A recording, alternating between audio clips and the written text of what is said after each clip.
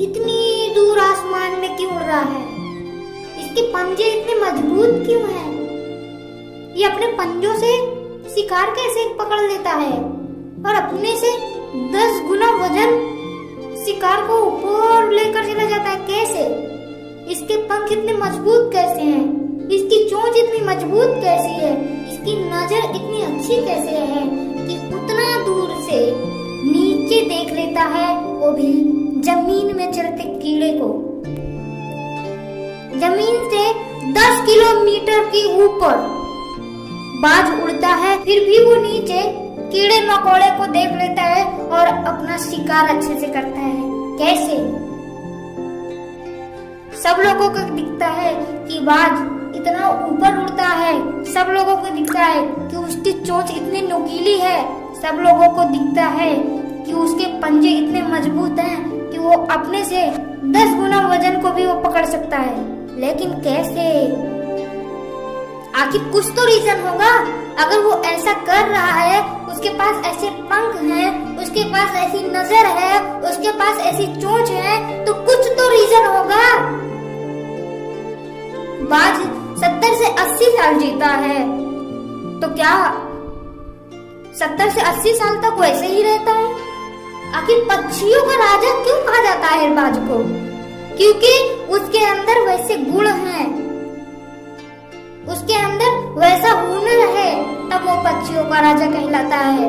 अन्यथा अनेकों पक्षी देखते हैं, बहुत से खूबसूरत होते हैं, तो वो लोग राजा क्यों नहीं है? इस बाज को ही राजा क्यों बनाया गया है? कुछ तो रीजन होगा। रीजन है, बाज देखने में जितना आकर्षित है, उससे कई गुना ज्यादा वह पीड़ा सहता है। बाज की पीड़ा सहना किसी अन्य पक्षी के बस की बात नहीं है। कैसे? क्योंकि बाज की ट्रेनिंग ऐसी होती है कि जैसे हमारे भारत के फौजी लड़ते हैं, तब वो आज राजा कहलाता है। अन्यथा तमाम पक्षी पड़े हुए हैं, वो भी राजा कहलाते हैं। मादा बाज जब अंडे से उसके बच्चे निकलता है, तब उसे ही ट्रेनिंग देने लगती है। उसको 10 किलोमीटर तक ऊपर ले जाती है और छोड़ देती है, लेकिन जैसे जैसे नीचे वो गिरता चला आता है, 3 किलोमीटर बचता है, 2 किलोमीटर बचता है, वो इतनी कठिनाइयों से रहता है, इतनी परेशानियों से लड़ते हुए नीचे चला आता है। उसकी सांसें रुकने लगती है कि ये क्या हो रहा है, मैं ऐसे कैसे गिर रहा हूँ। जैसे जैसे नीचे आता है, जैसे ही 400 से 500 मीटर बचता है जमीन का दूरी, वैसे ही मादा बाज अपने बच्चे को पकड़ लेती है और फिर ऊपर ले जाती है, फिर वहां से छोड़ती है। ऐसे ही कई दिनों तक ट्रेनिंग चलती रहती है और धीरे धीरे बाज उड़ना सीख जाते हैं। जब बाज 40 साल के हो जाते हैं, तब उनके पंख वजनदार हो जाते हैं, जिससे वो उड़ नहीं पाते हैं और उससे नोच कर उसे उजाड़ देते हैं और खून से लहूलुहान हो जाते हैं। फिर कुछ दिन बाद उनका नया पंख निकल आता है, जिससे वो बची हुई जिंदगी और अच्छी तरीके से जीते हैं।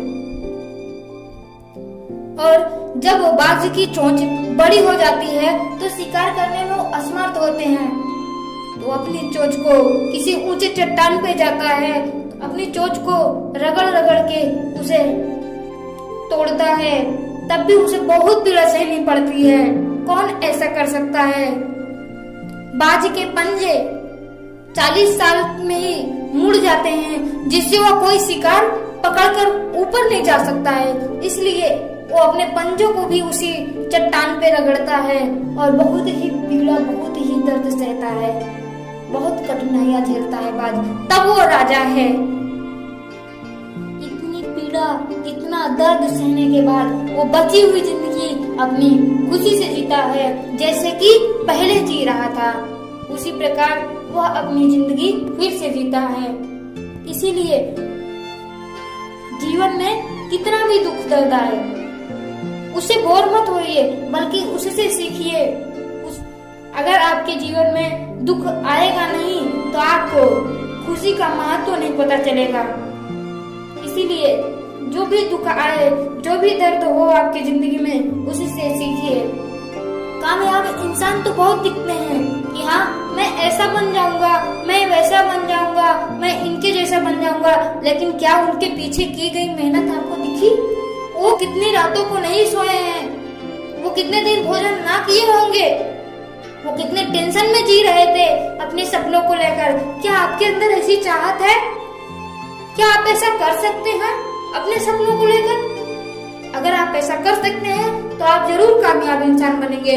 लेकिन अगर आप उनकी तरह बनना चाहते हैं लेकिन उनकी तरह मेहनत नहीं करना चाहते हैं तो कभी भी कामयाब इंसान नहीं बन सकते हैं। क्यों? क्योंकि कर्म ही फल है, फल कर्म नहीं है, कर्म ही फल है। इसीलिए सबसे पहले कर्म करना सीखिए, फल की चिंता मत करिए। क्योंकि अगर आप कर्म कर रहे हैं तो फल को आने से कोई नहीं रोक सकता है। इसीलिए जिस कामयाब इंसान की तरह बनना चाहते हैं तो उसकी की गई मेहनत को भी तो आप कीजिए। जिंदगी में कुछ कर्म ऐसा करना कि लोग कहें इनसे सीखना, और जिंदगी में कामयाब तो इतना बनना कि लोग कहें कि इनके जैसे बनना।